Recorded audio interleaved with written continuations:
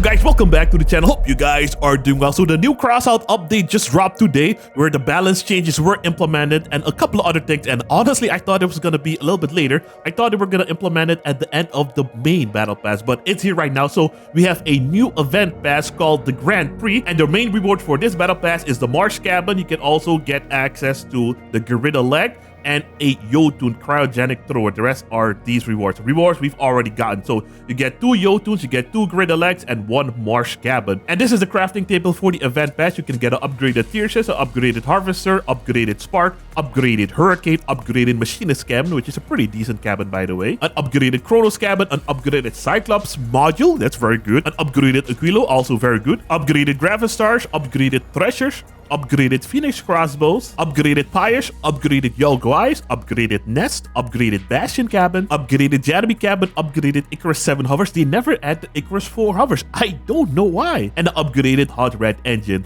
And let's see what else do we have here. We got the upgraded Marsh Cabin as well. A normal Marsh Cabin, you know, same recipe as usual. A Jotun and a Gorilla Leg. This is also the update where they changed how the reload-based shotguns work. So now we have a triple shot, so I'll definitely check that out later as well. At the moment, we have a new brawl available for us called the Winter Hunt. It is available for 6 days, and the rewards are wires. After the Winter Hunt brawl, we'll get access to the At Gunpoint brawl, which is the first-person game mode that they have in Crossout. After the At Gunpoint brawl, we're getting the Impulsiveness brawl again, and this is a brawl where weapons had an insane amount of impulse, where you could shoot people across the map with the spikes. So get your spikes ready, fellas. After the Impulsiveness brawl, we're getting the Sea Battle again, and after that, we're getting the Drone Apocalypse again. And as usual, with these brawls, you get a unique daily challenge where you can get a couple of rewards. For the Winter Hunt brawl, I don't see anything special except for the day 7 reward. For the Winter Hunt brawl, the rewards are nothing great except for the day 7 reward. For the At Gunpoint brawl, also nothing special except for the day 7 where you get a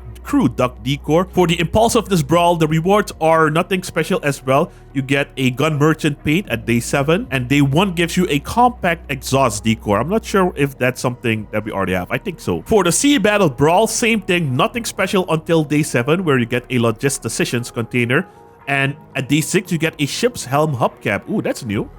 Cool. For the Drone Apocalypse brawl, I don't see any good rewards, not even for day 7. And they mentioned for Battle for Uranium, the mode will be periodically active for 1 week at a time. So I wonder if it's gonna be 1 week on, 1 week off, 1 week on, 1 week off. And the participation conditions are still gonna be random, similar to what we already had, but you know, slightly different. They also updated their bots AI. They will now get out of fire puddles and cryogenic puddles, which is so sad. I used to farm those guys so hard.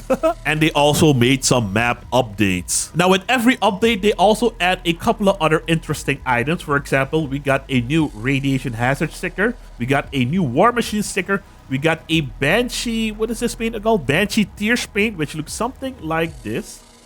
It's a weird shiny red blackish paint. We also have this Naked Blade sticker, which kind of looks cool. Kind of looks like a cyberpunk character. And this is the Ship's Helm hubcap. Looks like you get the Banshee Tears paint as a day 5 reward for the Winter Hunt brawl. You get the War Machine sticker as the day 3 reward for the At Gunpoint brawl. For the day 7 reward for the Impulsiveness brawl, you get the Gun Merchant paint. So let's take a look what that looks like. This is what the Gun Merchant paint looks like. It's not a new paint. It's something we already had in the game. It basically covers your whole panel in like bullets. Yeah, so these are basically all the cool and unique items. But man, my storage has so much more cool items. The Baron's Banner, for example. Why don't they ever bring this back?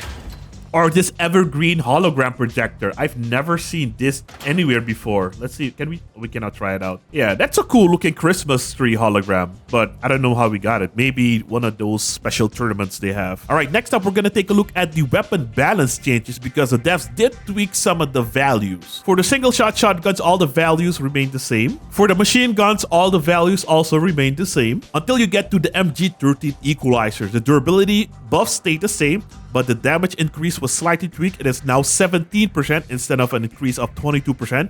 Projectile speed stayed the same, and the perk change also stayed the same. Same thing for the MG14 Arbiter. They had planned to increase the damage by 24%, but it is now only 19%. They also made some additional changes to the AC-80 Stillwind. So in the planned balance changes, they were only going to change the perk. So for every 100 meter pass, the projectile explosion radius would increase by 0.35 meters. This was very confusing and hard to test, and I almost saw no change. And now we get a updated perk change. So now for every 50 meters pass by the projectile, it's explosion radius increases by 0.2 meters. That's a lot better, but we're also getting a slight durability buff and an increase in its mass. The Reaper was gonna get a durability buff to 611 durability, but now it's only 566, only a 40 durability increase. I'm not sure why that is. The mass was gonna be increased to 709, but now it's 656.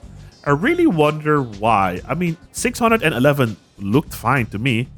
And just to confirm in-game, yep, the Reaper has 566 durability, and the Stillwind has 488 durability with an updated perk. Looks like the Nova Cabin also got an additional change. In the past, it was only a power increase and the perk cooldown. Now we have that plus a tonnage increase as well. This was this was highly needed. The Nova cabin is such a rough cabin to use. The BWC cabin got a pretty hard nerf. The permanent perk values were slightly reduced. Permanent speed boost was reduced to 5%, but in total you can still get 15% total speed boost. Permanent power was reduced to 10%. In total you can still get 30. And permanent damage perk was also reduced to 5%, but in total you can still get a maximum of 15% extra damage. I hope that in the future they'll stop with their damage perks and protection perks because it's clearly difficult to balance. The Typhoon perk also got a slight change. They had planned to deal damage to weapons and movement parts in the amount of 2% of their current durability. It is now only 1.5%, and they had planned that if a part has less than 25 durability, you would not deal additional damage, so the perk would not work. Now it won't deal damage to parts if they are lower than 35% of their total durability. So a slight change to the Typhoons as well. We also got a slight change for the Breaker shotgun, changed the model of the weapon. It now fires from 4 barrels interchangeably instead of 2 barrels as before. The barrels are also moved upwards slightly, and the durability was increased to 414. So this is what the breakers look like now. The barrels are moved slightly upwards. Let me see if I can do a quick test. Find on the exhibition. Kind of hard to spot. Let's go a little bit closer. Kind of hard to see which barrels are shooting, to be honest. But this is what it looks like now, and you might be able to hide it a little bit better in your build. So this is the end of the balance changes for the weapons, but for some reason we still have the firebug here. So let's test in game if they went through with the firebug change. Yeah, so we got a firebug build here, and I'll be honest, it doesn't look like they implemented the changes. This is a normal distance, right? I remember doing the test server where I could, yeah, They did not go ahead with the firebug change. That's interesting. Okay, I mean, everything was still subject to change, so I guess they did not go ahead with the firebug buff. So that was it for this video. Later this week, I'll have footage of the single shot shotguns in action. Have a great day. Peace!